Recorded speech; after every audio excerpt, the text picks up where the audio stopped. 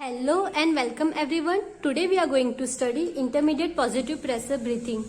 ये क्या होता है, कब कब हम लोग ये यूज करते हैं एंड कब कॉन्ट्राइंडिकेटेड है, वो पढ़ने वाले हैं इस वीडियो में. इंपॉर्टेंट चीज क्या है इंटरमीडिएट पॉजिटिव प्रेशर ब्रीथिंग के बारे में कि it is an adjunct to therapy. मतलब कोई भी थेरेपी अगर आप दे रहे हो उसके साथ इंटरमीडिएट पॉजिटिव प्रेशर ब्रीथिंग करवाओगे तो थेरेपी की एफिशिएंसी बढ़ जाएगी. स्टार्ट करते हैं हम लोग. ठीक है, तो ये है क्या टाइप ऑफ मैकेनिकल वेंटिलेशन है. ठीक है, it is a technique used to provide short term or intermediate mechanical ventilation via mouthpiece or mask for purpose of augmenting lungs expansion and delivering aerosol medication. तो ये जो technique है वो short term या तो फिर इंटरमीडिएट मैकेनिकल वेंटिलेशन प्रोवाइड करती है पेशेंट को. किसके थ्रू? माउथ पीस या तो मास्क, ये दोनों की हेल्प से मैकेनिकल वेंटिलेशन प्रोवाइड किया जाता है ये टेक्निक में. और इसका मेन पर्पस क्या है? एग्यूमेंटिंग लंग्स एक्सपांसन, लंग्स का जो एक्सपांसन है उसको बढ़ाना, and delivering aerosol medication. Lungs का एक्सपांसन तो बढ़ाएगी वो, उसका ये टेक्निक बनी है उसके लिए. और इसके साथ साथ वो एरोजोल मेडिकेशन हम लोग अगर पेशेंट को देना चाहे तो वो भी इससे दे सकते हैं. ठीक है. Now intermediate positive pressure breathing is maintenance of positive airway pressure through out inspiration. हम लोग जब इंस्पिरेशन करते हैं तो पूरे इंस्पिरेशन में पॉजिटिव प्रेशर को मेंटेन करके रखती है with airway pressure returning to atmospheric pressure during expiration. जब हमारा एयरवे प्रेशर एक्सपिरेशन के टाइम पे एटमोस्फेरिक प्रेशर बनता है तो तब तक पूरे मतलब इंस्पिरेशन एक्सपिरेशन दोनों में पॉजिटिव प्रेशर मेंटेन करके रखती है. BirdMask 7 ventilator is a device convenient to use for providing intermediate positive pressure breathing as an adjunct to therapy in spontaneous breathing pattern. adjunct to therapy मतलब कोई भी therapy की है ना एफिशिएंसी बढ़ा देना. ये तो समझ लिया कि मास्क और माउथ पीस से हम लोग इंटरमीडिएट मैकेनिकल वेंटिलेशन प्रोवाइड करते हैं. लेकिन कोई डिवाइस होएगा ना तो डिवाइस का नाम है BirdMask 7 वेंटिलेटर. ये डिवाइस से हम लोग intermediate positive pressure breathing provide कर सकते हैं. ठीक है, और ये कोई भी थेरेपी के साथ दोगे तो थेरेपी की एफिशिएंसी बढ़ जाएगी. इन नॉर्मल ब्रीथिंग पैटर्न में नॉर्मल ब्रीथिंग पैटर्न कर रहा है पेशेंट तो उसमें हम लोग अलग थेरेपी के साथ भी ये ऐड करेंगे तो बहुत एफिशिएंसी बढ़ जाती है थेरेपी की. क्यों? क्योंकि ये लंग्स के एक्सपांशन को बढ़ाती है. हम लोग ऐसा ब्रीथिंग करवाएंगे तो लंग्स का एक्सपांशन होएगा ना अच्छे से. Intermediate positive pressure breathing has been shown to augment tidal volume and using intermediate positive pressure device in completely relaxed patient make the work of breathing zero during inspiration. मतलब हम लोग ना tidal volume को बढ़ा भी सकते हैं. इससे टाइडल वॉल्यूम बढ़ जाएगा. जो हमारा नॉर्मल टाइडल वॉल्यूम होता है 500 ml, ठीक है ना, वो बढ़ जाता है इससे. एंड यूजिंग और हम लोग ना इंस्पिरेटिव पॉजिटिव प्रेशर ब्रीथिंग डिवाइस मतलब हम लोग BirdMask 7 वेंटिलेटर का यूज करके रिलैक्स पेशेंट में और ब्रीथिंग को जीरो भी कर सकते हैं. अब जीरो क्यों? क्योंकि मतलब कभी कभी ऐसा होता है ना कि ड्यूरिंग इंस्पिरेटरी मसल हमारे वीक हो जाएंगे तो उन लोग थोड़ा कम वर्क करेंगे. तो कोई बात नहीं, वैसा केस से अगर कुछ तो कोई बात नहीं, हम लोग वर्क ऑफ ब्रीथिंग को जीरो कर सकते हैं ड्यूरिंग इंस्पिरेशन. ठीक है ना, मसल वीक हो गए तब हम यूज कर सकते हैं. तो ये हो गया. अब इंडिकेशन हमको कब कब देना है इंटरमीडिएट पॉजिटिव प्रेशर ब्रीथिंग, कब कब यूज कर सकते हैं. तो need to improve lungs expansion. हम लोग ने ऊपर ही पढ़ा कि लंग्स एक्सपांसन है, एरोजन मेडिकेशन है. ठीक है, मेडिकेशन में प्रोवाइड करते हैं ये. तो अगर हमको लंग्स का एक्सपांसन बढ़ाना है तो हम करेंगे ट्रीटमेंट ऑफ एथलेक्टेसिस. अब एथलेक्टेसिस में क्या होता है? तो जो हमारे लंग्स होते हैं ना उसके अंदर के लोब्स जो होते हैं ना वो कोलैप्स होने लग जाते हैं. कंप्लीट कोलैप्स भी हो सकता है या तो पार्शियल कोलैप्स भी हो सकता है एथलेक्टेसिस में.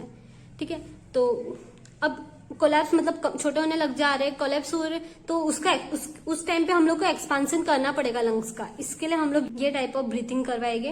Responsive to other therapy. अगर एथलेक्टेसिस है और मतलब बाकी थेरेपी यूज कर रहे हैं उसमें कोई रिस्पॉन्स नहीं आ रहा है तो हम लोग ये वाला इंटरमीडिएट पॉजिटिव प्रेशर ब्रीथिंग करवा सकते हैं पेशेंट को. ठीक है, फिर सेकंड है inability to clear secretion adequately. अगर बराबर से सिक्रीशन क्लियर नहीं हो रहा है मतलब म्यूकस अंदर जमा है और वो बाहर नहीं बराबर से निकल रहा है तो भी हम लोग इंटरमीडिएट पॉजिटिव प्रेशर ब्रीथिंग करवाएंगे. ठीक है, उसमें क्या लिमिटेड वेंटिलेशन. अगर वेंटिलेशन लिमिटेड है तब हम लोग ये वेंटिलेशन बढ़ा सकते हैं. ठीक है ना, प्रोवाइड मैकेनिकल वेंटिलेशन. ठीक है ना, तो उसमें काम आएगा. और इनइफेक्टिव कफ है. बहुत सारी कफिंग टेक्निक्स होते हैं जैसे कि मैनुअल और फिर सेल्फ असिस्टेड कफिंग. मैनुअल में कैसा होता है? कोस्टोफेनिक असिस्टेड या तो फिर हेमलिच टाइप को हम लोग abdominal thrust assisted coughing technique बोलते हैं. फिर आता है एंटीरियर चेस्ट कंप्रेशन, फिर काउंटर रोटेशन, ये सब मैनुअल है। हम लोग सिर्फ कफिंग थेरेपी में मैनुअल, फिर मैनुअल के बाद आता है सेल्फ असिस्टेड। तो सेल्फ असिस्टेड में नॉन एल्बो फ्लेक्शन, फिर होता है long sitting self assisted coughing, short sitting self assisted coughing और स्टैंडिंग सेल्फ असिस्टेड कफिंग। यानी कि इसमें अगर कोई पेशेंट में परफॉर्म नहीं कर पा रहे तो हम लोग इंटरमीडिएट पॉजिटिव प्रेशर ब्रीथिंग करवाएंगे, इससे भी थोड़ा सिक्रीशन क्लियर होने में हेल्प मिलेगी हमको। ठीक है, थर्ड आता है हमारा short term non invasive ventilatory support for hypercapnia. अगर हम लोग को हाइपरकैप्निया के लिए short term ventilator support provide करना है पेशेंट को, तो भी हम लोग इंटरमीडिएट पॉजिटिव प्रेशर ब्रीथिंग करवा सकते हैं, क्योंकि ये मैकेनिकल वेंटिलेशन है। कैप्निया में क्या होता है, हाइपर मतलब ज्यादा, कैप्निया मतलब कार्बन डाइऑक्साइड का एक्यूमुलेशन होएगा, बॉडी में बहुत सारा कार्बन डाइऑक्साइड का एक्यूमुलेशन हो रहा है, तो हम लोग इस टाइम पे ये कर सकते हैं शॉर्ट टर्म के लिए। और नॉन इन्वेसिव का मतलब होता है कि हम लोग ने ना पेशेंट को कटिंग, कोई भी मतलब काटम कुटी नहीं हो रही है, पेशेंट का कोई भी बॉडी पार्ट को हम कट नहीं कर रहे, क्योंकि इसमें तो माउथ पीस और मास्क से हम लोग को वेंटिलेशन प्रोवाइड करना है ना। ठीक है, तो ये शॉर्ट टर्म अगर हम लोग को हाइपरकैप्निया के लिए प्रोवाइड करना है पेशेंट को वेंटिलेटरी सपोर्ट, तो हम लोग ये वाला बर्डमास 7 वेंटिलेटर यूज करके कर सकते हैं। अल्टरनेटिव टू इंक्यूबेटर, ठीक है ना, इंक्यूबेटर का अल्टरनेटिव भी है एंड कंटिन्यूस वेंटिलेटरी सपोर्ट। ठीक है, इंक्यूबेटर के अल्टरनेट में हम लोग इसको यूज कर सकते हैं, क्योंकि ये भी वेंटिलेटरी सपोर्ट प्रोवाइड करता है पेशेंट को। Fourth one is need to deliver aerosol medication. ये हम लोग ने इसका पीछे डेफिनेशन पढ़ा था ना, उसमें ही पढ़ लिया था कि मतलब पर्पस क्या है, लंग्स का एक्सपेंशन बढ़ाना और एरोजल मेडिकेशन डिलीवर करना। तो वो need to deliver aerosol medication when medium dose inhaler और नेबुलाइजर हैज बीन अनसक्सेसफुल। जब एमडीआई या तो फिर नेबुलाइजर जो हम लोग यूज करते, हम लोग मतलब पेशेंट जो यूज करते, अगर वो अनसक्सेसफुल हुआ तो हम लोग बर्डमास 7 वेंटिलेटर का यूज करके intermediate positive pressure breathing patient को करवा सकते हैं। ठीक है, इसकी वजह से क्या होता है, ड्रग्स जो है ना वो डायरेक्ट एयरवे में जाती है और ड्रग्स का कॉन्सेंट्रेशन भी हाई रहता है उसमें। जैसे सीओपीडी में हम लोग नेबुलाइजर से देते हैं एंड अस्थमा होता है तो उस टाइम पे नेबुलाइजर यूज होता है। तो अगर मीडियम डोज इनहेलर और नेबुलाइजर दोनों ही अनसक्सेसफुल है तो तब हम लोग इंटरमीडिएट पॉजिटिव प्रेशर ब्रीथिंग करवा सकते हैं।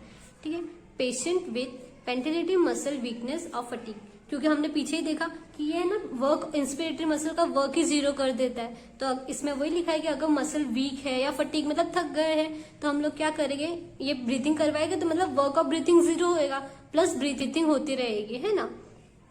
ठीक है, अब आएगा कॉन्ट्रा इंडिकेशन, जो सबसे मेजर है। इंडिकेशन जितना हमने पढ़ा वो तो उसके डेफिनेशन से ये सब हम लिख, बट कॉन्ट्रा इंडिकेशन मतलब कब नहीं देना है हमको, ये सबसे ज्यादा इंपॉर्टेंट होता है। तो सबसे पहला कॉन्ट्रा इंडिकेशन है टेंसोन्यूमोथोरेक्स।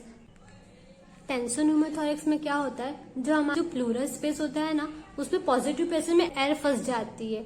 ठीक है, इसमें क्या है, इंटरमीडिएट पॉजिटिव प्रेशर ब्रीथिंग मतलब थ्रू आउट हमारा ब्रीथिंग में पॉजिटिव प्रेशर मेंटेन करता है। और टेंसोन्यूमोथोरेक्स में मेन यही होता है कि पॉजिटिव प्रेशर के अंडर मतलब पॉजिटिव प्रेशर के होते हुए एयर फंस जाती है। ठीक है ना, तो इस केस में तो हम लोग बिल्कुल भी नहीं दे सकते, क्योंकि ऑलरेडी एयर फंसी हुई है और आप उस पर से पॉजिटिव प्रेशर दे रहे हो, तो मतलब नहीं देना चाहिए। और इसका ट्रीटमेंट पता है क्या होता है, ऑन द स्पॉट निडल डालना पड़ता है पेशेंट को, वो सिर्फ डॉक्टर लोग ही करते हैं, ऐसा नॉर्मल लोग नहीं कर पाते। तो न्यूमोथोरेक्स भी 3 किस्म का होता है, ओपन न्यूमोथोरेक्स, क्लोज न्यूमोथोरेक्स और टेंसोन्यूमोथोरेक्स। ठीक है, टेंसोन्यूमोथोरेक्स मैंने बताया। अब नॉजिया मतलब वॉमिटिंग फीलिंग आ रही है पेशेंट को तो उस टाइम पे भी नहीं दे सकते। हिकअप्स, हिचकी आ रही है पेशेंट को तो उस टाइम पे मतलब प्रेशर वेरिएशन हो सकता है, तो इसके लिए हम लोग इसको इस टाइम पे नहीं देते। फिर है intracranial pressure greater than 15 mmHg।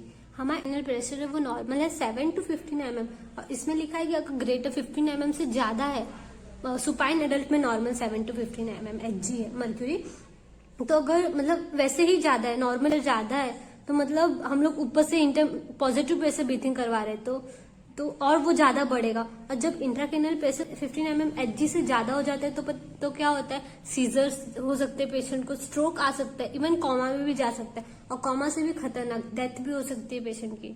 इसके लिए इंट्राक्रेनियल प्रेशर अगर 15 mmHg से ज्यादा है तो नहीं देने। फिर रिसेंट फेशियल, ओरल या स्कल सर्जरी, अगर अभी हुआ है, हाल फिलहाल में फेशियल सर्जरी हुई है, ओरल सर्जरी, या तो फिर कोई भी स्कल में डैमेज था इसके लिए स्कल की सर्जरी हुई है। ठीक है, तो उस टाइम पे हम लोग को नहीं देने का। अब क्यों नहीं देने का, क्योंकि इसमें भी प्रेशर बढ़ने के चांसेस है, और इवन बैरो ट्रॉमा मतलब प्रेशर की वजह से ट्रॉमा होने की चांसेस है। ठीक है, इसमें नहीं दे सकते। फिर रिसेंट ईसोफेगल सर्जरी, अगर इसमें भी सेम है, बैरोट्रॉमा होने के चांसेस है, इसके लिए हम लोग नहीं दे सकते। फिर ट्रैकोएसोफेगल फिस्टुला, अगर फिस्टुला फॉर्म हो गया है, ट्रैकोएसोफेगल फिस्टुला में क्या होता है, कनेक्शन बन जाता है पेशेंट के एसोफेगस और ट्रैकिया के बीच में, तो उस टाइम पे अगर हम लोग ये दे रहे तो वो कॉन्ट्राइंडिकेटेड है। क्यों कॉन्ट्राइंडिकेटेड है? क्योंकि है ना ऑलरेडी फिस्टुला फॉर्म है, तो बराबर से तो थेरेपी का यूज होएगा ही नहीं। और मेन चीज क्या है पता है, ट्रैकोएसोफेगल फिस्टुला है ना, उसका कारण ये होता है कि अगर लंबे टाइम तक मैकेनिकल वेंटिलेटर पे है पेशेंट, ट्रेकियोस्टोमी करवाते हैं, ठीक है ना, कोई पेशेंट में होता है ऐसा कोई रीजन, ट्रेकियोस्टोमी करवानी पड़ती है, तो उस टाइम पे लॉन्ग टाइम पे मैकेनिकल वेंटिलेटर पे है पेशेंट, तो उसकी वजह से फिस्टुला फॉर्म होता है, ठीक है ना। तो ऑलरेडी इसका मेन रीजन ये कॉज है, लंबे समय से ना पेशेंट कोई भी मैकेनिकल वेंटिलेटर पे है, तो इसके लिए इसके आगे हम लोग एक बार पता चल गया हम लोगों की नहीं, फिस्टुला पेशेंट की रिपोर्ट में पता चला कि अगर ट्रैकोएसोफेगल फिस्टुला है, उससे ज्यादा मैकेनिकल वेंटिलेटर पे हमको नहीं रखना है, ठीक है। एक्टिव अनट्रीटेड ट्यूबरक्लोसिस, अब ये क्यों अनट्रीटेड, मतलब ठीक नहीं हुआ है, पेशेंट ने दवाई नहीं ली है, और ट्यूबरक्लोसिस रेस्पिरेटरी डिसीज है, तो वो कम्युनिकेबल है, ट्यूबरक्लोसिस फैल सकता है बॉडी में, इसके लिए वो अनट्रीटेड है, इसके लिए हम लोग इंटरमीडिएट पॉजिटिव प्रेशर ब्रीथिंग नहीं करवा सकते। हीमोडायनेमिक इंस्टेबिलिटी, बीपी लो या हाई रहेगा पेशेंट का, तो उस टाइम पे भी हम लोग नहीं करवाते पेशेंट को। हाई अनस्टेबल अंजाइना है तो हम लोग नहीं देते पॉजिटिव प्रेशर ब्रीथिंग। एक्यूट हीमोटोसिस, इसमें क्या होता है, खून की उल्टी होती है, अगर खून की उल्टी हो रही है, पेशेंट को स्पूटम में ब्लड आ रहा है, तो भी हम लोग को नहीं देना है, मतलब अंदर कुछ डैमेज है तभी तो ब्लड आ रहा है, ऐसे ही तो नहीं आ रहा है स्पूटम में ब्लड, ठीक है ना, तो उस टाइम पे भी हम लोग को नहीं देना है। रेडियोग्राफिकल एविडेंस ऑफ ब्लिप, ब्लिप है ना, मतलब ब्लिस्टर फॉर्म हो जाता है, सीरस फ्लूइड का ब्लिस्टर फॉर्म हो जा रहा है, और हम लोग को दिख रहा है कि ब्लिप फॉर्म हो चुका है, तो हम लोग क्यों उस चीज को और वर्जन और खराब क्यों करें उस चीज को, ठीक है ना। तो इसके लिए अगर हम लोग को दिख रहा है, कोई एविडेंस है, रिपोर्ट में पता चल रहा है पेशेंट को कि ब्लिप फॉर्म हुआ है, ठीक है, तो हम लोग को आगे नहीं देना है, कॉन्ट्राइंडिकेटेड है, ठीक है। तो आई होप आपको वीडियो अच्छा लगा है तो वीडियो को लाइक करना, शेयर करना अपने नियर बाय रोल नंबर के साथ। एंड वैसे तो मुझे मालूम आपने सब्सक्राइब कर लिया होगा, बट फिर भी अगर आप चैनल पर नए हो तो सब्सक्राइब करना। मिलते हैं आपसे नेक्स्ट वीडियो में, till then bye bye, take care and have a beautiful evening.